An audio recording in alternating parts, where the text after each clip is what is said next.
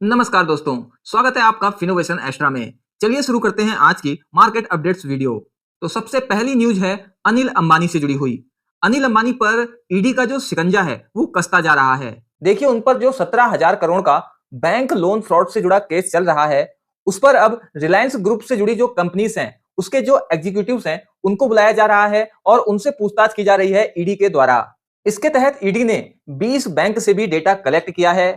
Reliance group पर आरोप यह है कि उन्होंने रिलायंस होम फाइनेंस और रिलायंस कमर्शियल फाइनेंस के थ्रू लोन लिया और लोन से मिले इस पैसे को अपनी कंपनी में डाइवर्ट किया, जैसे कि रिलायंस इंफ्रास्ट्रक्चर में और रिलायंस पावर में और इसके अलावा ग्रुप की अदर कंपनीज में। इसके बाद देखिए जेएसडब्ल्यू स्टील और साउथ कोरिया की स्टील कंपनी पॉस्को, ये दोनों मिलकर एक स्टील प्लांट सेटअप कर रहे हैं इंडिया में, जिसकी कैपेसिटी होने वाली है 6 मिलियन टन पर एनम, यानी कि हर साल 6 मिलियन टन स्टील यहां से प्रोड्यूस किया जाएगा। तो इसके लिए दोनों ही कंपनीज ने एक एग्रीमेंट साइन किया है ताकि ये जॉइंट वेंचर क्रिएट कर सकें। इसके अलावा जो स्टील बनाया जाएगा इस मैन्युफैक्चरिंग प्लांट में, उसको इंडिया के साथ साथ अदर कंट्रीज में भी एक्सपोर्ट किया जाएगा। इसके बाद देखिए नॉलेज रियल्टी ट्रस्ट REIT का जो आईपीओ था उसके शेयर आज मार्केट में लिस्ट हो गए हैं और इसके शेयर 4% के प्रीमियम के साथ मार्केट में लिस्ट हुए हैं। आईपीओ को मिलने वाले रिस्पांस की बात करूं तो 12 गुना से ज्यादा ये आईपीओ सब्सक्राइब हुआ था। इससे पहले यानी कि आईपीओ से पहले 1620 करोड़ रुपए कंपनी कलेक्ट कर चुकी है एंकर इन्वेस्टर से। कंपनी को आईपीओ से जो फंड मिलेगा उसका यूज कंपनी करने वाली है अपने लोन को रीपे करने के लिए। इसके अलावा नॉलेज रियल्टी ट्रस्ट REIT मैं आपको बता दूं, इसका फुल फॉर्म होता है रियल एस्टेट इन्वेस्टमेंट ट्रस्ट। तो ये जो मैनेज करती है ये 6 सिटीज में 30 ऑफिसेस एसेट्स को मैनेज करती है। इस REIT का जो एक्यूपेंसी रेशियो है वो 91% से ज्यादा है। इसके बाद देखिए ऑटो स्टॉक्स में आज तेजी देखने को मिली है, जैसे कि hero MotoCorp, Maruti, Tata Motors, और इसमें जो तेजी आ रही है उसके रीजन की बात करें तो वो है जीएसटी का जो अनाउंसमेंट हुआ है, नए रेट्स का जो जीएसटी से जुड़ा नया अपडेट आया है उसी का इंपैक्ट आज ऑटो स्टॉक्स में देखने को मिल रहा है। तो पहले तो मैं आपको बता दूं कि जीएसटी से जुड़ा अपडेट क्या आया है। अपडेट ये है कि देखिए अभी तक 4 स्लैब थी जीएसटी की, 5% की, 12% की, 18% की और 28% की। बट अब गवर्नमेंट ने अनाउंस किया है कि देखिए जो 12% का जो जीएसटी स्लैब था और 28% का जीएसटी स्लैब था उसको हटा दिया जाएगा, तो बचेंगे केवल 5% वाला और 18% वाला।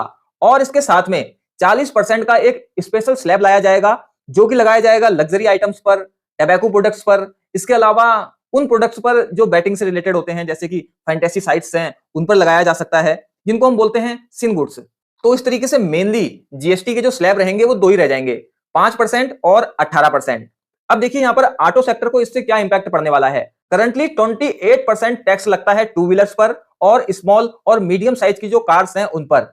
अब क्योंकि 28% का जो ये स्लैब है ये हटने वाला है, तो इसका मतलब है कि इसको 18% के स्लैब में लाया जा सकता है, जिससे कि जो कार्स हैं उनके रेट कम हो जाएंगे, जो टू व्हीलर्स हैं उसके रेट कम हो जाएंगे। तो बायर और सेलर दोनों पॉइंट ऑफ व्यू से ये एक अच्छी खबर है और इसी खबर का जो इंपैक्ट है वो ऑटो स्टॉक्स में देखने को हमें मिल रहा है।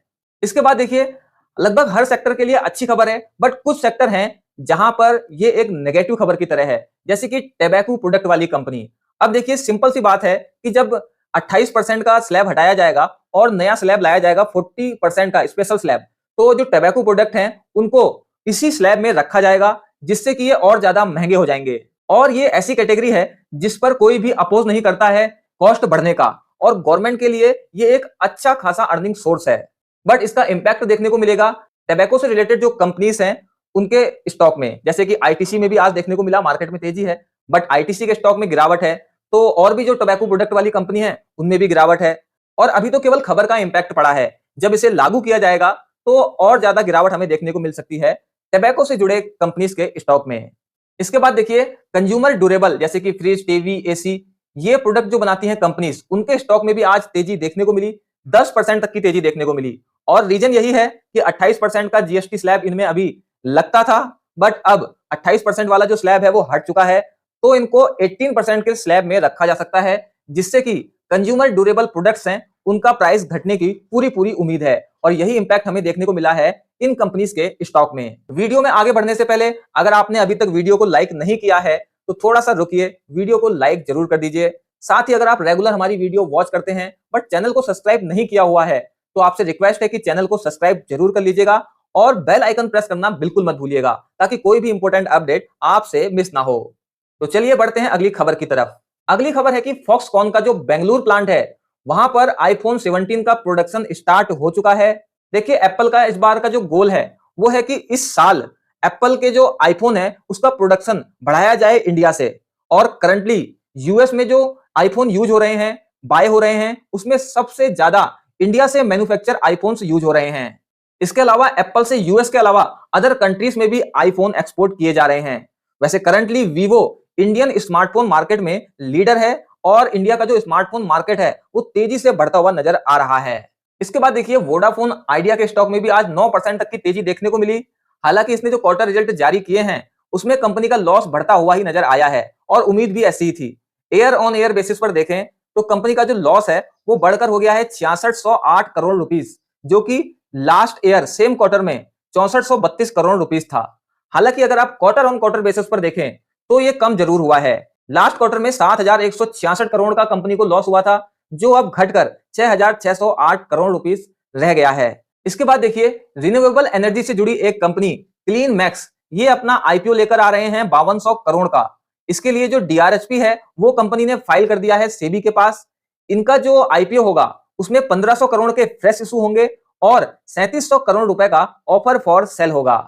इसके बाद देखिए अगर आपको आईपीओ में इन्वेस्ट करना पसंद है तो आपके लिए जो ये वीक स्टार्ट हुआ है ये काफी इंपॉर्टेंट होने वाला है, क्योंकि इस वीक 5 मेन बोर्ड आईपीओ और 2 एसएमई आईपीओ आने वाले हैं। मेन बोर्ड आईपीओ में विक्रम सोलार जो कि सोलर से जुड़ी हुई एक कंपनी है, इसके अलावा पटेल रिटेल जैसे बड़े नाम शामिल है। पटेल रिटेल एक सप्लाई चेन कंपनी है। तो अगर आप आईपीओ में इन्वेस्ट करना पसंद करते हैं तो आप रख सकते हैं कैपिटल अपने लिए। और अगर आपको कोई कंपनी अच्छी वैल्यूएशन पर नजर आ रही है तो अपने रिसर्च करने के बाद इन्वेस्ट कर सकते हैं। इसके बाद देखिए डिफेंस स्टॉक में भी आज तेजी देखने को मिली, जैसे कि डाटा पैटर्न में, भारत डायनामिक्स में और अदर डिफेंस स्टॉक में भी 4% तक ये बढ़ते हुए नजर आए।